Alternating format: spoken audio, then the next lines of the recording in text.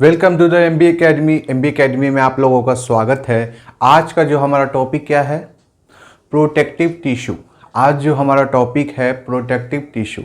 Protective tissue जो होता है वो दो तरीके का होता है ना? वो दो तरीके का होता है। पहला होता है एपिडर्मिस और दूसरा होता है कॉर्क टिश्यू, है ना? पहला होता है मेरा एपिडर्मिस और दूसरा क्या होता है? Cork tissue. तो आइए देखते हैं हम लोग एपिडर्मिस के बारे में और कॉर्क टिश्यू के बारे में। तो देखिए एपिडर्मिस है क्या? ये एपिडर्मिस का डायग्राम है ना? डायग्राम में देखते हैं हम लोग कि ये जो है एपिडर्मिस का डायग्राम। एपिडर्मिस है क्या कि ये outermost layer of the cell in plant के बाहर का ये सेल है। क्या है? एपिडर्मिस क्या है? Outermost layer of the plant के बाहर का ये क्या है? लेयर है। और ये प्रोटेक्टिव लेयर है, एक प्रोटेक्टिव लेयर है। जैसे ये हमारा स्किन है ना? ये क्या है? जैसे ये स्किन है, स्किन का ये जो बाहर का जो लेयर है, तो ये स्किन क्या है? हमारा प्रोटेक्टिव लेयर है। मतलब कोई भी जर्म्स हमारे बॉडी के इंटर ना हो जाए, है ना? इसी तरीके से एक प्रोटेक्टिव लेयर है ना? एक कवच है। तो ये जो है एपिडर्मिस क्या है? ये प्रोटेक्टिव लेयर है। आउटर मोस्ट बाहर का है, outermost layer of the cell है इन द प्लांट। तो ये आपका डायग्राम है। डायग्राम के मदद से हम लोग देख रहे हैं। तो ये जो बाहर का जो ये दिख रहा है ना, मोटा टाइप का, इसको हम लोग क्या बोलते हैं? क्यूटिकल बोलते हैं। क्यूटिकल, क्योंकि ये प्लांट सेल है ना? एपिडर्मिस क्या है? ये लिखा हुआ है यहाँ पे, लिखने की जरूरत है नहीं, हम लोग समझ रहे हैं कि एपिडर्मिस है क्या? ये प्लांट सेल है। प्लांट का बाहर का outer most layer of the plant के बाहर का ये क्या है? सेल है, एपिडर्मिस, है ना? टिश्यू है ना? तो outermost layer of the cell is the plant. Epidermis क्या है? एपिडर्मिस क्या है? Outermost layer of the plant के बाहर का ये सेल है। ठीक है, तो ये डायग्राम देख रहे थे हम लोग। तो डायग्राम में क्या? ये क्यूटिकल होता किसमें है? ज्यादातर ये डिजर्ट प्लांट में ये पाया जाता है। क्यूटिकल क्यों पाया जाता है? क्योंकि डिजर्ट प्लांट में जो है वाटर का तो वाटर उसमें क्या स्टोर रहता है? तो ट्रांसपैरेशन नहीं होने देता है ना? वाटर का क्या होता है? ट्रांसपैरेशन। जब वाटर, मान लीजिए ये आपका पेड़ है ना? ये कोई पेड़ है, ये लीव्स पे सनलाइट पड़ेगा तो ये क्या करेगा? ट्रांसपैरेशन होगा। ट्रांसपैरेशन होता है क्या कि एक्सेसिव वाटर जो प्लांट का क्या होता है वो निकलता है ना? इवापोरेट होकर निकलता है। जैसे हमारा बॉडी से पसीना, स्वेट गर्मी के मौसम में ज़्यादा निकलता है, तो हमारी बॉडी से जो स्वेट निकलता है क्या? ये एक्सेसिव वाटर है। ज़्यादा पसीना निकलने का हमको वीकनेस फील होता है, फिर हम लोग पानी वानी पीते हैं। तो उसी तरीके से ये जो क्यूटिकल है ये डिजर्ट प्लांट में पाया जाता है। एक मोटा फिलोपियन ट्यूब लाइक का स्ट्रक्चर होता है। इस टाइप का एक मोटा फिलोपियन ट्यूब लाइक का स्ट्रक्चर होता है। इसमें जो है ना, ये क्या प्रोटेक्ट देता है प्लांट को कि एक्सेस वाटर को बाहर नहीं जाने देता है ना? कि इवापोरेट नहीं होने देता। क्यों नहीं होने देता है? क्योंकि ये वैसा प्लांट में पाया जाता है जो डिजर्ट प्लांट में हो। क्यूटिकल किस में पाया जाता है? वैसा प्लांट में पाया जाता है जो डिजर्ट एरिया में पाया जाता है। यहाँ पर लिखा हुआ है डिजर्ट प्लांट। ठीक है, ये जो आपका दिख रहा है ये सब सेल है ना? ये सब क्या है? ये सब सेल है। ठीक है, सेल के बीच में हमको क्या दिख रहा है? ये ग्रीन कलर का है ना? ग्रीन कलर का क्या है? ये स्टोमाटा। ग्रीन कलर का क्या है? स्टोमाटा। तो स्टोमाटा का काम ही क्या है? क्या काम है स्टोमाटा का? ये टाइनी पोर्स होता है लीफ के अंदर ये जो लीफ है, इस लीफ के अंदर टाइनी पोर्स होता है, उसी को हम लोग स्टोमाटा कहते हैं। ये स्टोमाटा का काम है। वैसे तो काम क्या है? नॉर्मल में फूड प्रोडक्शन का काम करता है, खाना बनाने का काम करता है स्टोमाटा। ठीक है, और मूव्स आउट वाटर, और वाटर को निकालने का भी काम करता है ना? प्लांट से जो ट्रांसपैरेशन में जो एक्सेसिव वाटर निकलता है ट्रांसपैरेशन में, तो उसमें स्टोमाटा क्या करता है? हेल्प करता है ना? जितना ज़रूरत था प्लांट को वो अपना यूज़ में आ गया, और जो एक्सेसिव है, मतलब हम कह सकते हैं कि रिमूवर वेस्ट भी वाटर में मिला होता है। लिक्विड वेस्ट भी हमारे बॉडी से जो निकलता है, सही है ना? लिक्विड वेस्ट बोलना यहाँ पर सही रहेगा। लिक्विड वेस्ट भी हमारे बॉडी से जो निकलता है तो वो स्वेट के फॉर्म में निकलता है। तो प्लांट का भी एक्सेसिव वाटर जो उसके यूज़ में हो गया और जो एक्स्ट्रा वाटर हो गया वो क्या करे? वो ट्रांसपैरेशन होता है। ट्रांसपैरेशन होने के बाद वो इवापोरेट करता है, करने के बाद जा क्लाउड में चला जाता है, फिर क्लाउड कंडेंस होता है, कूलिंग डाउन होता है, फिर उसके बाद बारिश होता है। ये वाटर साइकिल का यहाँ पे डेफिनेशन है ना? वाटर साइकिल का यहाँ पे एक एग्जाम्पल था। लेकिन डिजर्ट प्लांट जो होता है, तो डिजर्ट में क्या होता है? एक्सेसिव वाटर होता है ज़्यादा पानी पाया जाता है? नहीं, लॉस ऑफ वाटर। वहाँ पानी का क्या होगा? स्कार्सिटी होता है। यहाँ पे ये सही रहेगा, स्कार्सिटी ऑफ वाटर। वहाँ पे वाटर का क्या होता है? स्कार्सिटी होता है, मतलब कि वाटर का वहाँ पे कमी होता है ना। डिजर्ट एरिया में पानी की कमी पाई जाती है, वहाँ पे पानी का क्या होता है? कमी होता है, स्कार्सिटी होता है। तो वैसा प्लांट को नेचर ने डिज़ाइन किया है, वैसा प्लांट को नेचर ने डिज़ाइन किया है कि इसका जो है पानी ज़्यादा, है ना, नहीं निकल सके, है ना, ज़्यादा इसका ट्रांसपायरेशन नहीं हो सके। उसी के लिए ये क्यूटिकल हमको क्या करता है? हेल्प करता है।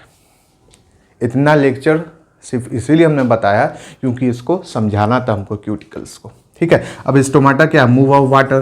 तो ये स्टोमाटा का काम है, बेचारा जो काम है उसका पानी निकालने का, तो वो निकाल रहा है पानी। लेकिन क्यूटिकल्स क्या करता है? उसको पता, ए रुको, बार बार उसको मना कर, ए रुको। क्यों? क्योंकि पानी की कमी है। वैसा प्लांट में पाया जाता है जो डिजर्ट एरिया में होता है। Concept clear? हाइपोडर्मिस, ये सब जो दिख रहा है ये हाइपोडर्मिस है। फुला हुआ रहता है सेल, हाइपो, है ना, हाइपो का फुला हुआ रहता है। जैसे हम पहले पढ़ाया था, हाइपो हिप्पो, है ना, हिप्पो भी मोटा सा जानवर है, एकदम तंदुरुस्त मोटा सा जानवर है। उसी तरीके से हाइपो समझना है कि इसमें क्या होता है? स्वेलिंग होता है। इसमें क्या होता है? फूलना होता है। ये फुला हुआ होता है। ये क्या होता है? फुला हुआ होता है। इसमें स्वेलिंग होता है। हाइपोडर्मिस, डर्मिस मतलब जान रहे, स्किन।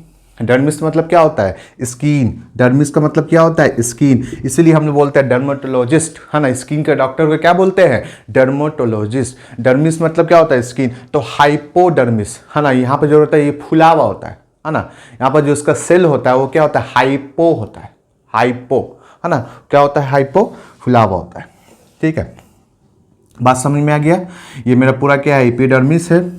ठीक है, और cuticles made up of vaccine substance cutin. और क्यूटिकल्स जो होता है ये ही क्यूटिकल्स, है ना, यही क्यूटिकल्स किसका बना हुआ होता है? Made up of vaccine substance, मोम की तरह होता है ना, और ये पानी को बाहर जाने नहीं देता है। और ये जो वैक्सी सब्सटेंस का जो बना होता है उसी को हम लोग क्या बोलते हैं? क्यूटीन बोलते हैं। उसी को क्या बोलते हैं?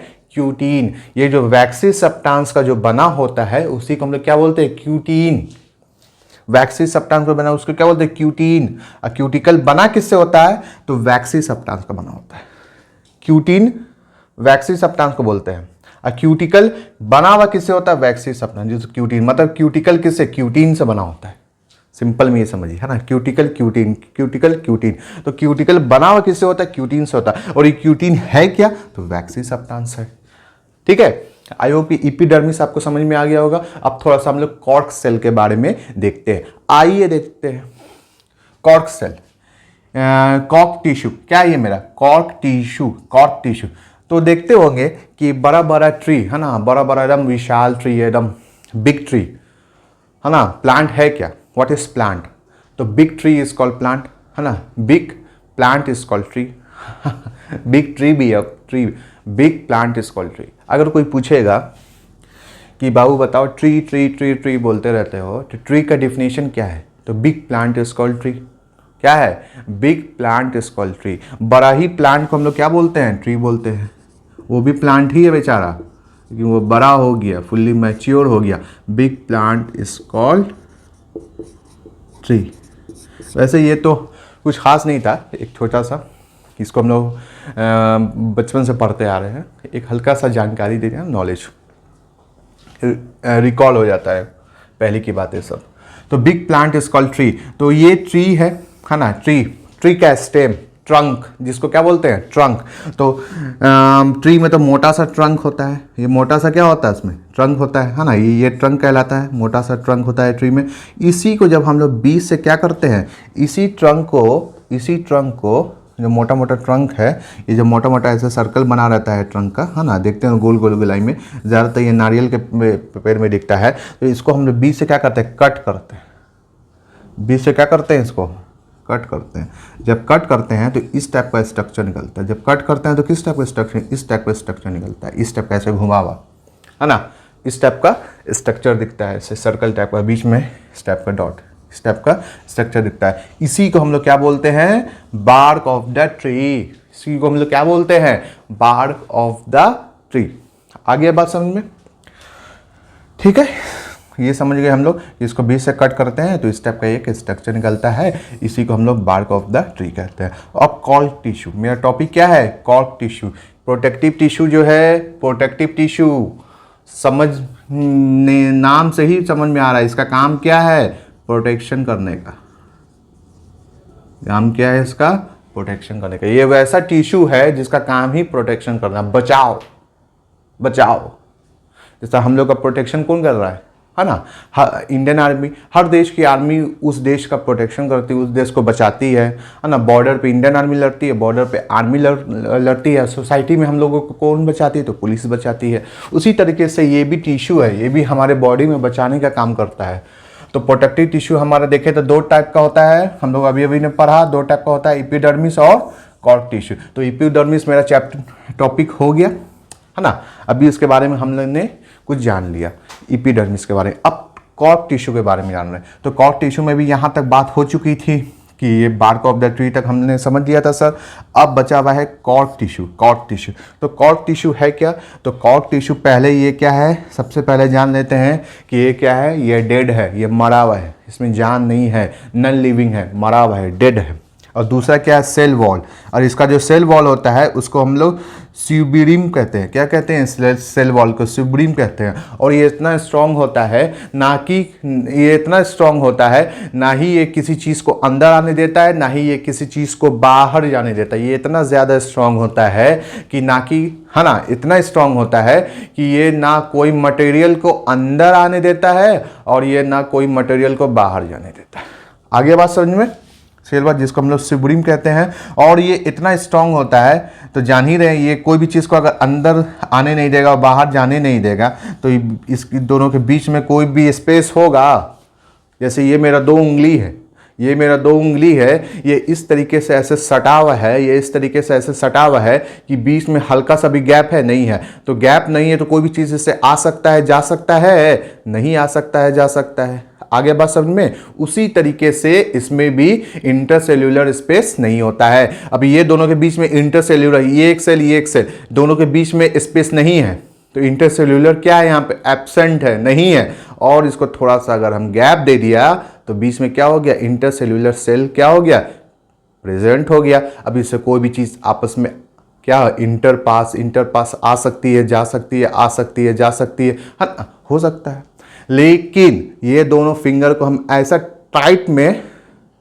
टाइट कर दिए तो ये यहाँ पे इंटरसेल्यूलर स्पेस क्या हो गया? एब्सेंट हो गया। कोई भी चीज़ ना अंदर आ सकता है ना बाहर जा सकता है। इसी में हल्का सा गैप दे दिया तो कोई भी चीज़ अब इजीली अंदर आ सकता है और इजीली बाहर जा सकता है। तो इसमें जो होता है इंटरसेल्यूलर स्पेस एब्सेंट होता है। ठीक है, आई होप कि ये आपको समझ में आ गया होगा।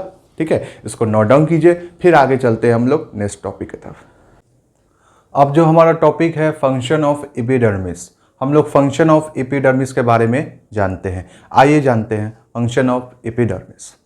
ठीक है, epidermis provide protection to plants for injury, pathogens, attack and water loss. Epidermis जो है ये बहुत सारे चीज़ों में क्या करता है? हमारे प्लांट को प्रोटेक्शन प्रोवाइड करता है। पैथोजेंस से बचाने में, पानी का ज़्यादा एक्सेसिव लॉस ना हो जाए उससे बचाने में एपिडर्मिस हमको बहुत ज़्यादा मदद करता है। ठीक है, तो epidermis provide protection to plant for injury. अगर इंजरी हो गया कहीं पे, है ना, कहीं पे डैमेज हो गया, कोई कट गया, है ना, तो उस सब में मेरा एपिडर्मिस मदद करता है। पैथोजेंस क्या है? तो पैथोजेंस है डिजीज कॉजिंग माइक्रोब्स। वैसा डिजीज जो किससे होता हो? पैथोजेंस, है ना। क्या है? वैसा डिजीज जो किससे होता है? माइक्रोब से होता है। बैक्टीरिया, फंगी, प्रोटोजोआ, ये सब से जो डिजीज होता है उसको हम लोग क्या बोलते हैं? पैथोजेंस कहते हैं। क्या कहते हैं? पैथोजेंस। ठीक है। एंड वाटर लॉस, अभी मैंने इससे पहले बताया था कि ट्रांसपैरेशन में वाटर लॉस होता है। तो ट्रांसपैरेशन ज़्यादा ना हो, है ना, पानी का ज़्यादा कमी ना हो जाए प्लांट में, इसको बचा कर रखता है। क्योंकि ये ज़्यादातर अगर क्यूटिकल हुआ तो उसके केस में अलग है कि वो पानी को एक्सेसिव लॉस नहीं होने देता है। ऐसे लॉस एक्सेसिव होगा तो प्रॉब्लम होगा। लॉस होता है यूजली प्लांट में, लेकिन एपिडर्मिस होगा तो लॉस नहीं होने देगा। एपिडर्मिस बोले क्यूटिकल होगा तो लॉस नहीं होगा, क्योंकि क्यूटिकल जो है सब प्लांट में नहीं पाया जाता है। वो ऐसा प्लांट में पाया जाता है जो डिजर्ट में पाया जाता है। ठीक है, तो उसके बारे में अभी हम लोग यहाँ पे नहीं जानते हैं। यहाँ पे अभी हम लोग जो पढ़ते हैं वाटर लॉस, है ना, पानी की का लॉस भी अगर ज़्यादा हो तो उसमें भी क्या करता है, हमको प्रोटेक्शन देता है, प्रोवाइड करता है, बचाता है। तो क्या epidermis protection to plant for injury pathogens, जान गए हम लोग, डिजीज कॉजिंग माइक्रोब्स जैसे बैक्टीरिया, फंगी, प्रोटोजोआ, ये सब अटैक एंड वाटर लॉस, और वाटर का लॉस होने में भी ये हमको क्या करता है, मदद करता है। ये पहला पॉइंट आई होप कि समझ में आ गया। दूसरा पॉइंट है थिक क्यूटिकल, क्यूटिकल का बात आ गया यहाँ पे। Thick cuticle of epidermis lowers the rate of transpiration and prevent loss of water, है ना। क्या बोल रहा है कि ये जो मेरा है क्यूटिकल, थिक क्यूटिकल, है ना, पतला वाला, थिक बोला, चौड़ा, है ना। थिक का मतलब क्या होता है, पतला की चौड़ा, हाँ, थिक का मतलब पतला, थिक मतलब चौड़ा, है ना। तो चौड़ा क्यूटिकल्स जो होता है ये साइज में, epidermis lowers the rate of transpiration, ये क्या करता है, रेट ऑफ ट्रांसपायरेशन को क्या करता है, कम करता है। रेट ऑफ ट्रांसपायरेशन को क्या करता है, स्लो करता है। क्या करता है क्यूटिकल, रेट ऑफ ट्रांसपायरेशन को क्या करता है, स्लो करता है, ठीक है। And prevent loss of water, तो रेट ऑफ ट्रांसपोर्टेशन अगर कम होगा तो पानी का लॉस भी कम होगा। और इन जीरोफाइट प्लांट, वैसा प्लांट बता रहे थे शुरू से ही, जीरोफाइट प्लांट, वहां पे लिखा था डिजर्ट प्लांट, और यहाँ पर थोड़ा एक एडवांस उसके लिए टर्म यूज किया, है ना, जीरोफाइट प्लांट्स, है ना। तो जीरोफाइट प्लांट्स वैसा प्लांट को बोलते हैं जो डिजर्ट में पाया जाता है, जीरोफाइट प्लांट, है ना, वैसा प्लांट जो डिजर्ट में पाया जाता है। तो क्यूटिकल उसमें ठीक होता है, चौड़ा होता है ना। क्यों होता है, क्योंकि जान रहे हैं कि ट्रांसपायरेशन के रेट को स्लो करने के लिए, ट्रांसपायरेशन को क्या करने के लिए, डिक्रीज करने के लिए, उसके रेट को डिक्रीज करने के लिए, घटाने के लिए। तो ये कौन सा प्लांट पाया जाता है, जीरोफाइट्स में। ये थोड़ा एडवांस टर्म है जीरोफाइट, और नॉर्मली क्या है इसका मतलब, कॉमन वर्ड में क्या है, डिजर्ट प्लांट, है ना। तो उसी को हम लोग थोड़ा एडवांस टर्म में जीरोफाइट्स लिख दिया, ठीक है। तो जीरोफाइट्स पहले भी हमने बताया है कि वाटर लॉस, बस यहां से समझिए ना, जीरोफाइट क्यूटिकल को क्या करता है कि prevent loss of water, water का लॉस करने में ये बचाता है। और इसका बचाएगा तो रेट ऑफ ट्रांसपायरेशन तो स्लो होगा ही, ठीक है। बात समझ में आ गया। तीसरा पॉइंट है stomata in epidermis allow gaseous exchange to occur during respiration and photosynthesis. तो स्टोमाटा का बहुत काम है, ये बहुत ज़रूरी है। पहला ज़रूरी है कि गैसेस को एक्सचेंज करने में मदद करता है। क्या करता है, गैसेस को एक्सचेंज करने में मदद करता है। कौन करता है, स्टोमाटा करता है। कैसे, कार्बन डाइऑक्साइड को अंदर लेता है, ऑक्सीजन को बाहर छोड़ता है। कार्बन डाइऑक्साइड को अंदर लेता है, ऑक्सीजन को बाहर छोड़ता है। कौन, स्टोमाटा, पहला। और दूसरा, फोटोसिंथेसिस प्रोसेस में जो ऑक्सीजन रिलीज होता है वो भी कौन करता है, स्टोमाटा करता है। तो गैसेस एक्सचेंज, ये समझ में आ गया कि कार्बन डाइऑक्साइड को लेना और ऑक्सीजन को छोड़ना, ये पहला केस। दूसरा, रेस्पिरेशन में जैसे हम लोग कार्बन डाइऑक्साइड ले रहे हैं, ऑक्सीजन छोड़ रहे हैं, कार्बन डाइऑक्साइड ले रहे हैं, ऑक्सीजन छोड़ रहे हैं, वैसे ही प्लांट भी रेस्पिरेशन करता है ना। प्लांट भी क्या करता है, ब्रीथिंग करता है, रेस्पिरेशन नहीं, यहाँ पे हम लोग ब्रीथिंग बोलेंगे, ब्रीथिंग करता है ना। प्लांट भी क्या करता है, ब्रीथिंग करता है, तो उसमें भी गैसेस का एक्सचेंज होता है, तो वो भी स्टोमाटा करता है। रेस्पिरेशन में भी गैसेस का एक्सचेंज होता है, वो भी स्टोमाटा करता है। फोटोसिंथेसिस, हाँ, फोटोसिंथेसिस, तो फोटोसिंथेसिस क्या है, खाना बनता है ना, फूड प्रोडक्शन होता है। तो फूड प्रोडक्शन के लिए कार्बन डाइऑक्साइड ज़रूरत है, तो वो भी एब्जॉर्ब करता है, वो भी लेने का काम कौन करता है, स्टोमाटा करता है। फिर उसमें ऑक्सीजन रिलीज होता है, फिर वही काम आ गया इसका, गैसेस एक्सचेंज। तो स्टोमाटा क्या करता है, इन एपिडर्मिस, स्टोमाटा कहाँ पाया जाता है, एपिडर्मिस। एपिडर्मिस क्या है, outer protecting layer of the plant है। allow gases exchange to occur during respiration and photosynthesis। respiration और photosynthesis में क्या करता है, गैसेस का एक्सचेंज करता है। ऑक्सीजन लेता है, कार्बन डाइऑक्साइड छोड़ता है, ऑक्सीजन लेता है, कार्बन डाइऑक्साइड छोड़ता है। ये तो हम लोग करते हैं, प्लांट भी ऐसा करता है। प्लांट ज़्यादा इसमें जो कह रहा है कि फोटोसिंथेसिस का जो प्रोसेस होता है जिसमें खाना बनता है, फूड प्रोडक्शन, तो फोटोसिंथेसिस का जो प्रोसेस होता है उसमें दो गैस की ज़रूरत पड़ती है ना। कार्बन डाइऑक्साइड लेता है, ऑक्सीजन देता है, कार्बन डाइऑक्साइड लेता है, ऑक्सीजन देता है ना, वो हो गया। और समझ में आ गया इसका काम। तीसरा है epidermis cells of roots help in both absorption by increasing surface area. Epidermis cell क्या करता है, रूट को क्या करने में मदद करता है, अब्जॉर्प्शन, किसी भी चीज को एब्जॉर्ब करना। तो किसी भी चीज को क्या एब्जॉर्ब करता है सर, रूट क्या एब्जॉर्ब करेगा, वाटर और मिनरल्स। तो वाटर और मिनरल्स का एब्जॉर्प्शन करने में भी एपिडर्मिस सेल का यूज होता है। और ये इंक्रीजिंग सरफेस एरिया और प्लांट का जो इंक्रीजिंग सरफेस एरिया, प्लांट का जो सेल के जो बीच का जो एरिया होता है, टिश्यू का जो एरिया होता है, वो क्या करता है, इंक्रीजिंग करता है उसका सरफेस एरिया को। आया बात समझ में, सब पॉइंट समझ में आ गया। एक बार हल्का से समझा देते हैं। और epidermis provide protection to the plant को प्रोटेक्शन प्रोवाइड करता है। अगर कोई इंजरी हो गया, जख्मी हो गया तो उसका हीलिंग करता है। ठीक है।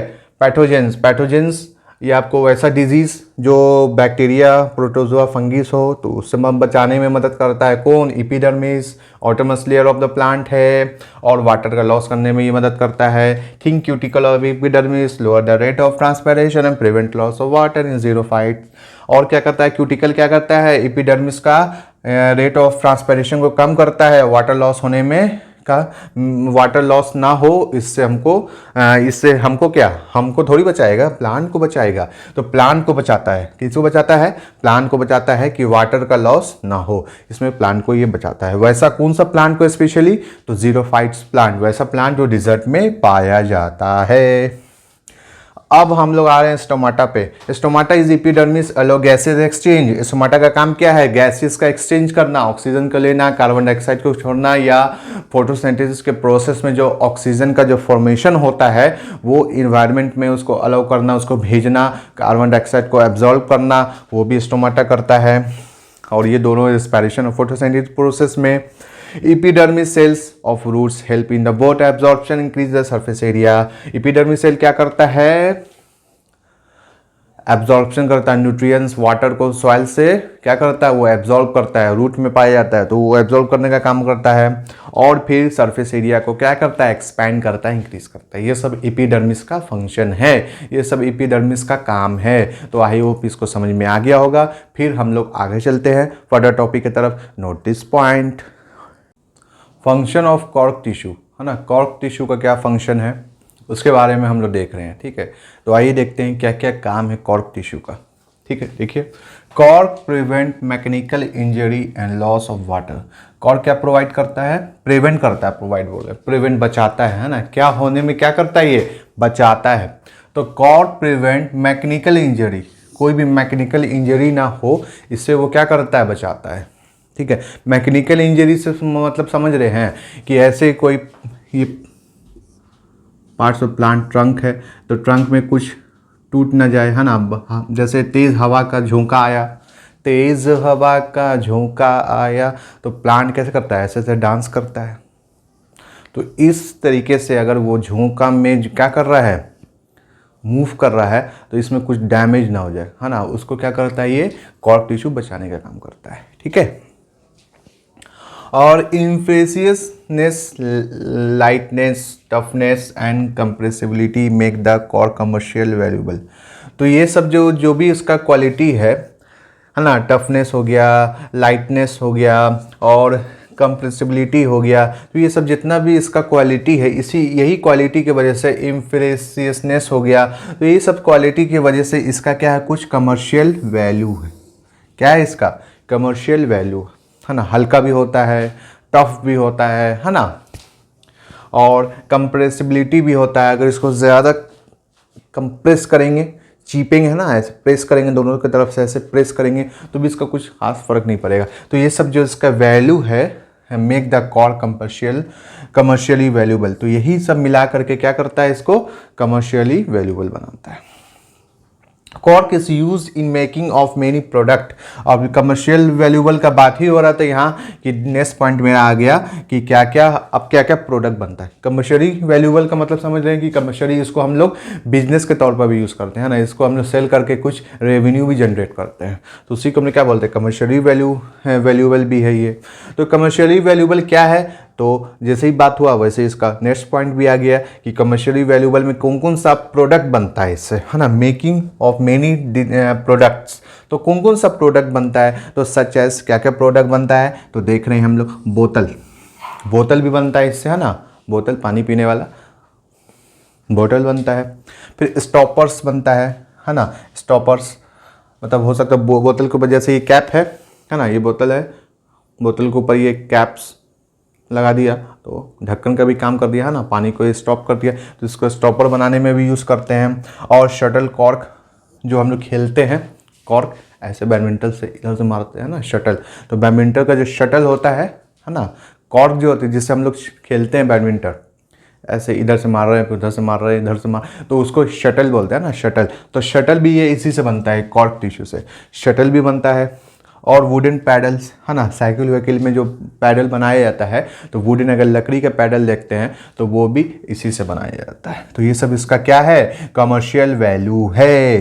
ये सब क्या है, इसका कमर्शियल वैल्यू है। ये मैंने एक डायग्राम बनाया यहाँ पे शटल कॉर्क का, इसका डायग्राम है ये, कॉर्क ना, शटल कॉर्क कहते हैं, शटल कॉर्क का।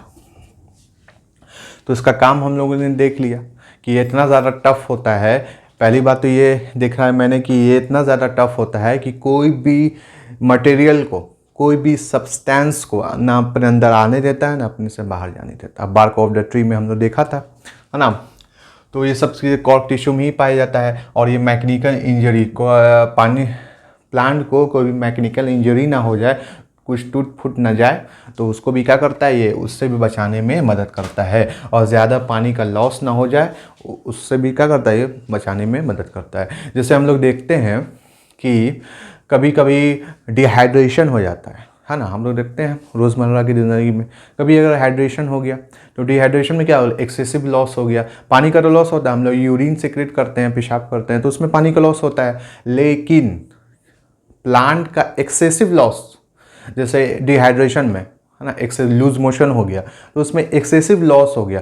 वो जो वाटर का जो एक्सेसिव लॉस है वो हमको क्या करता है, वीक करता है, कमज़ोर बनाता है। उसी तरीके से प्लांट में भी लॉस तो होता ही है, ट्रांसपायरेशन के फॉर्म में लॉस होता है, लेकिन ये एक्सेसिव ना हो जाए, हद से ज़्यादा ना हो जाए। जितना पानी प्लांट में पहुँचा, फोटोसिंथेसिस हुआ, प्लांट को फूड बना, फूड खाना, है ना, खाने वाने में हेल्प हुआ, खाना बन गया, फिर जितना भी उस प्लांट को उसमें स्टोर होने की कैपेसिटी है, जितना प्लांट को उसमें चाहिए, जितना परसेंटेज चाहिए, क्योंकि ऑल लिविंग थिंग्स को बेसिक नीड्स है फूड्स और वाटर, एयर, तो ये सब चाहिए। तो इससे एक्सेस का मतलब हद से ज़्यादा जो लॉस हो जाता है उससे भी बचाने में क्या करता है, ये मदद करता है। कौन, कॉर्क टिश्यू, ठीक है। और इम्प्रेसिबली लाइट होता है ये, टफनेस, और इसका टफनेस भी होता है, टफ होता है ना, एंड कंप्रेसिबिलिटी होता है ना, और make the cork commercial valuable. इसी तरीके से ये जो है कॉर्क टिश्यू जो है कॉर्क, तो कमर्शियल वैल्यूबल भी बनता है ये सब क्वालिटीज़ के वजह से। टफ भी होता है, लाइटली वेट होता है, ज़्यादा भारी भी नहीं होता है, तो ये सब जो क्वालिटीज़ है इस वजह से इसका कमर्शियल वैल्यू भी है। तो कमर्शियल वैल्यू हम लोगों ने देखा क्या क्या है, बोतल बनाने में इसका कमर्शियल वैल्यू है, स्टॉपर बनाने में इसका कमर्शियल वैल्यू है, और इसका शटल कॉर्क बनाने में कमर्शियल वैल्यू है, वुडन पैडल्स बनाने में भी इसका कमर्शियल वैल्यू है। ठीक है, आई होप कि आपको समझ में आ गया होगा, इसको नोट डाउन कीजिए। आगे चलते हैं हम लोग फर्दर टॉपिक की तरफ। तो ये फर्दर टॉपिक क्या है, ये प्लांट सेल क्या हो रहा है, खत्म, डी एंड, प्लांट सेल क्या हो गया, खत्म हो गया। अब हम लोग किसके बारे में जानते हैं, एनिमल सेल के बारे में, है ना। सेल, अरे टिश्यू पर आ रहे हैं, इसमें सेल बोल रहे हैं सर, तो सॉरी, प्लांट टिश्यू मेरा क्या हो गया, खत्म हो गया, प्लांट टिश्यू मेरा खत्म हो गया। अब एनिमल टिश्यू हम लोग शुरू कर रहे हैं। क्या शुरू कर रहे हैं, एनिमल टिश्यू, है ना। सेल पढ़ाते पढ़ाते दिमाग में खाली सेल ही घूम रहा है, क्योंकि टिश्यू भी सेल से बहुत रिलेटेड है, रिलेटेड का है ही। तो ग्रुप ऑफ सेल इस group of cell made tissue, group of cell what, group of cell is called tissue. तो इसीलिए टिश्यू हम लोग पढ़ रहे हैं। टिश्यू में प्लांट टिश्यू खत्म हो गया, अब हम लोग एनिमल टिश्यू शुरू करते हैं। तो let us start animal tissue. ठीक है, तो हम लोग देख रहे हैं एनिमल टिश्यू के बारे में, है ना। एनिमल टिश्यू, तो एनिमल टिश्यू होता कितने तरीके का है, प्लांट टिश्यू तो इतना पढ़ लिया सर। अब एनिमल टिश्यू कितने तरीके का होता है, तो कितने तरीके का होता है, ये 4 टाइप्स का होता है। एंड एनिमल टिश्यू कितने टाइप्स का होता है, 4 टाइप्स का होता है। क्या क्या नाम है देखते हैं हम लोग, आइए देखते हैं। तो पहला क्या है, इपिथियल टिश्यू। पहला क्या है, इपिथियल टिश्यू। दूसरा क्या है मेरा, मैस्कुलर टिश्यू। तीसरा क्या है मेरा, कनेक्टिव टिश्यू। और चौथा क्या है मेरा, नर्वस टिश्यू। ठीक है, तो एनिमल टिश्यू जो है, एनिमल टिश्यू जो है ये कितने टाइप्स का है, ये 4 टाइप्स का है। एनिमल टिश्यू कितने टाइप्स का है, 4 टाइप्स का है। कितने टाइप्स का है, 4 टाइप्स का है। नाम क्या क्या है, तो पहला है मेरा एपिथियल टिश्यू, दूसरा है मेरा मैस्कुलर टिश्यू, तीसरा है मेरा कनेक्टिव टिश्यू और चौथा है मेरा नर्वस टिश्यू। ठीक है, आई होप कि आपको समझ में आ गया होगा। आज सिर्फ हम लोग एनिमल टिश्यू के बारे में सिर्फ इंट्रोडक्शन देखें, है ना, सिर्फ उसका नाम जाने, है ना। अब उसका काम क्या है वो अगली क्लास में जानेंगे। ठीक है, तब तक के लिए क्या कीजिए, अपना ख्याल रखिए, आसपास के एरिया को स्वस्थ रखिए, बड़ों का इज्जत कीजिए, छोटे से प्यार कीजिए। MB एकेडमी को ज़्यादा से ज़्यादा शेयर कीजिए, लाइक कीजिए, सब्सक्राइब कीजिए। जय हिंद, जय भारत।